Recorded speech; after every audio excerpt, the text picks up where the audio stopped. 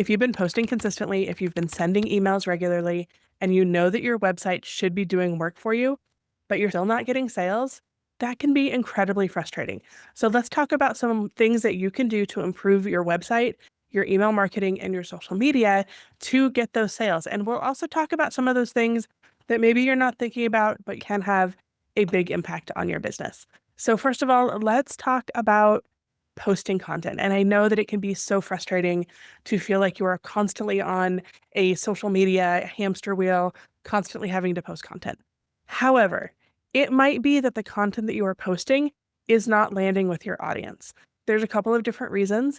It might be you're still doing what worked a year or two ago, and it's just not working anymore. So it might be time to really look at what your audience is looking for, what kind of content they resonate with, look at what your competitors are doing, see if there's something that you are missing that you could be working into your social media. It is also entirely possible that your audience just isn't looking for the same kinds of things. When you are thinking about how to improve your social media, there's a couple of things that we can look at. Number one, get really clear on who your audience is. And if you haven't looked at that in the past couple of years, this is a good time to maybe take some time, really dig into who they are, where they shop, what they're looking for, what their price ranges are, all of those kinds of things that we know about our audience. But if you haven't refreshed what you think about your audience recently, this might be a good time. Number two, maybe your audience is really looking for a kind of content that you're not creating. Really think about what it is that moves the needle for your audience, what takes them from just passively looking at your content to actually leaving a comment or sharing or sending you a DM. And the cool thing is that we can use our analytics to tell us this information. So look at your social media posts across all of your different platforms over the past 90 days, over the past 60 days of the content that you're sharing. What is actually getting people to have some kind of a reaction? The other thing to think about is that people may not be as likely to want to leave comments on public spaces anymore. We're seeing a lot of shift to direct messages back and forth and sharing content.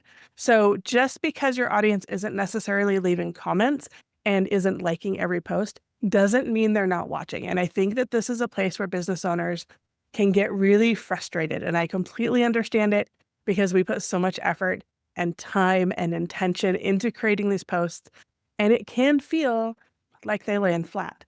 However, it is possible that your audience is watching you. They're just not engaging with you, but they are paying attention.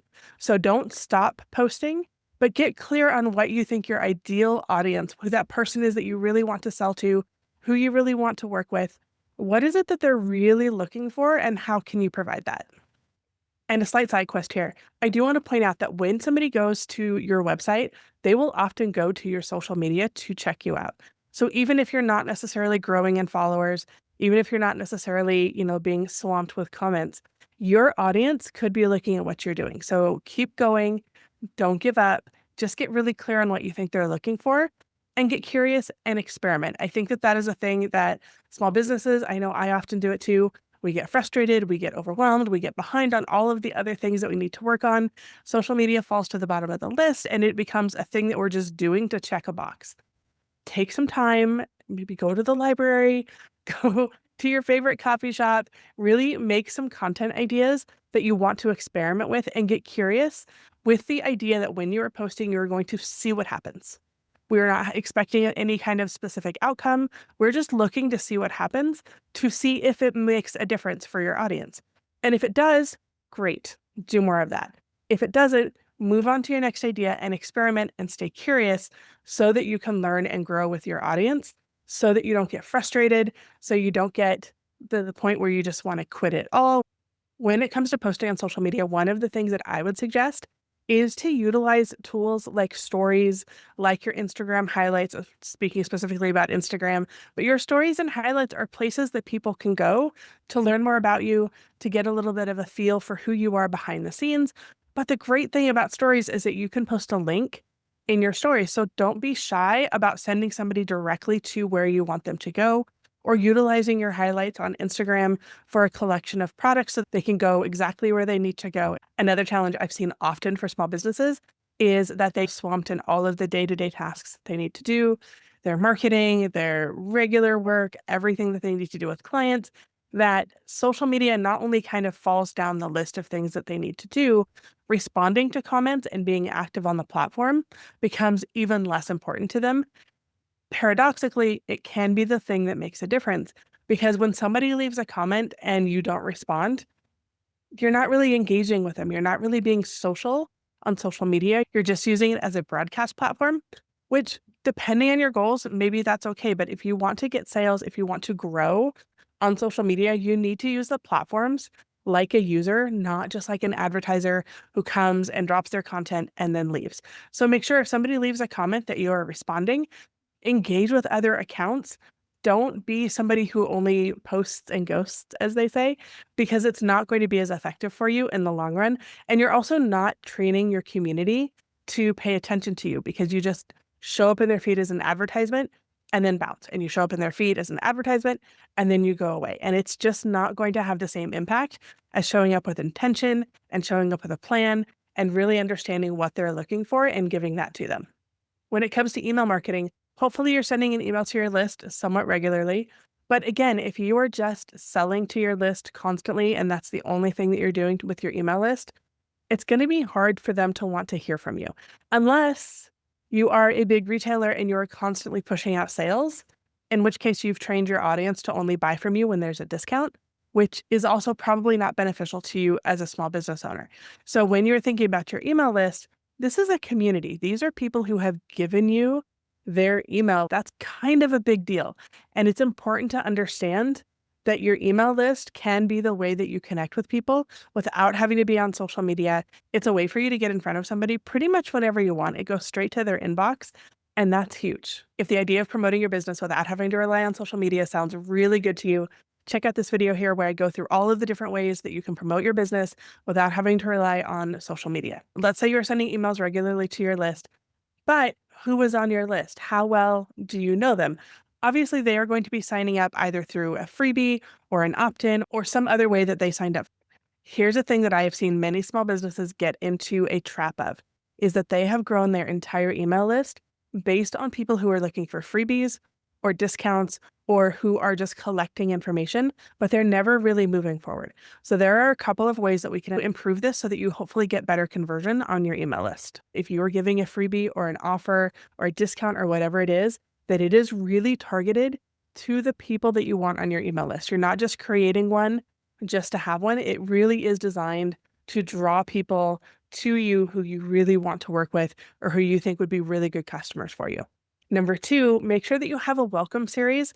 When you're setting up a welcome automation, obviously you're going to give them the thing that they requested, whether that's an ebook or a checklist or a video series or whatever it is that you've decided to give somebody.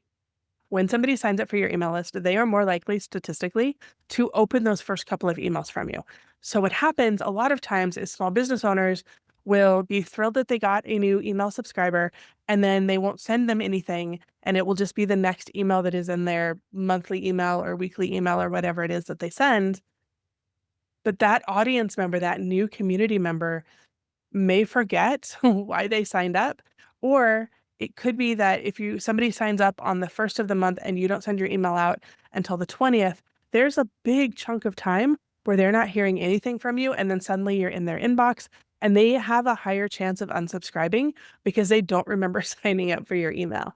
So instead of letting that happen, what I suggest is a welcome series. This is something that you can set up. It's automated. The beauty of it is once you do it, you can check it once a quarter just to make sure it's still accurate, make sure you don't need to update it. But beyond that, it really is a set it and forget it kind of thing. So when somebody signs up for your email list, they get a couple of emails from you, something that introduces you, something that introduces your offers, talks about how you work with people, maybe shares some testimonials, maybe sends some other resources that would be beneficial to them. That's a really good way to keep your email list warm. Another reason your email list may not be converting for you, just like social media, is that what you're sending to your audience may not be something that they're interested in. Your business may have shifted, they may have shifted, maybe they're not even opening your emails anymore. So one of the things that I would recommend is taking time to clean up your email list, meaning if somebody hasn't opened an email from you in 6 months, are they really interested in you? Are they still interested if they haven't opened anything that you've sent them in 6 months? Probably not, especially if you're sending monthly or even weekly. Like that's a lot of emails that they're just deleting and not paying attention to. So cleaning up your email list gives you a better idea of what's actually working for your audience instead of having a lot of people on there who are messing with your analytics because they're not opening and they're not engaging. So you can feel like you're having a lower click rates or you're having lower open rates. But in reality, you just have people on your list who aren't interested in what you're offering anymore. And that's completely okay to let them go. There's a couple of ways that you can do that. One is you can just clean up your email list and just remove them if they haven't opened an email from you after a certain amount of time. The other thing you can do is try what's called kind of a win back campaign. So trying to win them back, trying to get them to open the email from you. That's an easy thing to do. And in the back end of your email service provider, you should be able to determine who gets emails from you. So you can say, send this to people who haven't opened anything from me in a certain amount of time or a certain amount of email sent. And then you can have a cleaner list so you have a better idea of what's working. And then once you do that, then you can experiment with some different kinds of content to see what gets somebody to respond to you. That's always lovely when somebody sends you an email back from your email, or what gets them to click on things in an email. So it really is, again, we have to approach this with curiosity. We have to approach it from a perspective of how can I serve my people better? How can I help them get the information that they want? And of course, how can I move them from just being a passive watcher or a passive somebody hanging out near me to actively wanting to work with me and making a purchase? We should talk about CTAs here also, those calls to action. It isn't uncommon for small businesses to feel so nervous and uncomfortable asking for a sale, essentially, that they never put in a call to action in their email. They never explicitly tell somebody what they want them to do next after reading the email, after reading about this new offer. It's not enough to tell people about our offers. We also have to make it really easy for them to sign up. Something that is button shaped is probably going to have a bigger impact than a link that's kind of hidden in the text. So don't be shy about promoting what you have. And of course, we have to talk about our home base, which is our website. Our website is the one thing that we have complete control over. When somebody comes, there's no ads, there's no distractions, there's no pop-ups happening unless we put them there, obviously.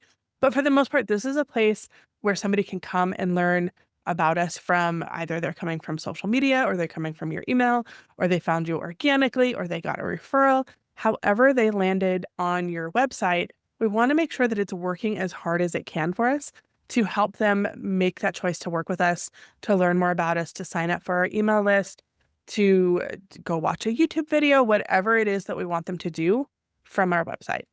And again, we have to be very clear and direct. If somebody comes to our website and they are not sure what you do, they're not sure how you can work with them, they're not sure how you can help them, they're going to go somewhere else because there's not a lot of time for them to make a decision. I mean, they have a lot of time, but we make snap decisions as people. That's just what we do.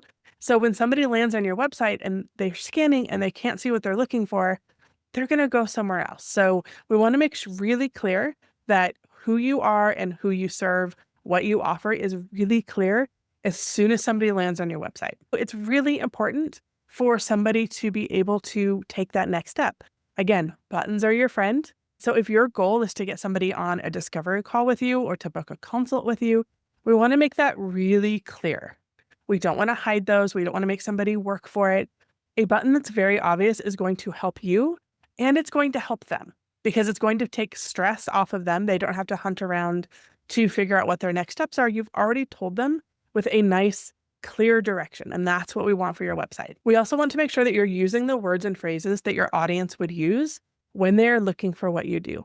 If somebody comes to your website and you're using a lot of jargony terms that maybe they don't use, or you're not being really clear and direct with how you can work with somebody, again, they'll go somewhere else because they think that they're in the wrong place. And nobody wants to hang out someplace where they think it's not the right place for them to be.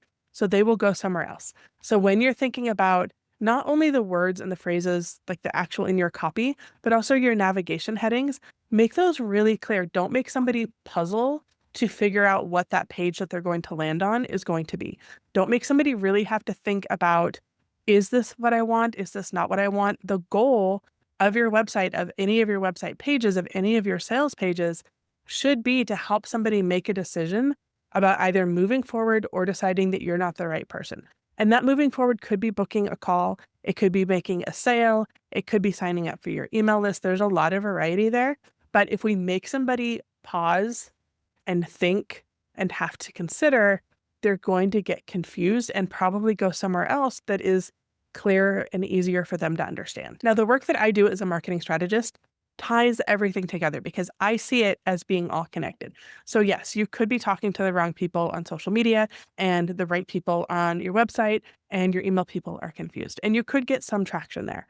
But when everything works together and you are really clear across all of your marketing channels, who you're for, what your audience needs, how they can get that from you, it's going to be so much better for you. And that's when you start to make sales. So here are the reasons that you might not be making sales right now and how to fix it. Number one, you could be using words and phrases or talking to an audience that isn't interested in what you have. That's an easy fix. You just have to figure out who the right people are that you should be talking to and start figuring out how to get in front of them. It could also be that what you're offering just isn't aligned with what people are looking for right now, at least the people that you're attracting. So again, are you talking to the right people, and is your offer the right offer for those people? Those two things are really important. The thing that could be getting in the way of you getting sales is that you're feeling disconnected, you're feeling pulled in a bunch of directions, you're not being able to show up where you need to show up in the way that you need to show up. So if you're feeling that way, if you're feeling really pulled in a bunch of directions and you're not sure where to go, one of the best things that you can do is pause. Just take some time, take a day, like I said, go out of your normal routine, take some time and really think about the audience that you want to work with. Who is your ideal client? And not from the perspective of who will buy from you, which is also very important, but who gets you excited? Who gets you really excited to work with them? Because when you talk about reaching out to those people, it's better for you because you feel more excited to work with those customers. And it gets you clearer on your messaging because you're not trying to talk to everybody. I don't think there's any business in the world except maybe a 7-Eleven that would appeal to every single person. And so if you are trying to appeal to such a wide range of people that nobody feels like you're talking to them, that's a problem. Your audience should feel like you're talking directly to them and they are excited to hear from you. I also want to say, as a small business owner, if you are wearing all the hats, if you are doing everything yourself, it is completely normal to feel frustrated and overwhelmed with marketing and to occasionally want to throw the towel in. If you stick around on the next video, that's actually what I'm talking about, is what to do when you feel like you want to throw in the towel and give it all up. Thank you so much for watching. If you have a takeaway, I would love to hear it. Drop it in the comments below. Let me know if this inspired you to make any changes in your business.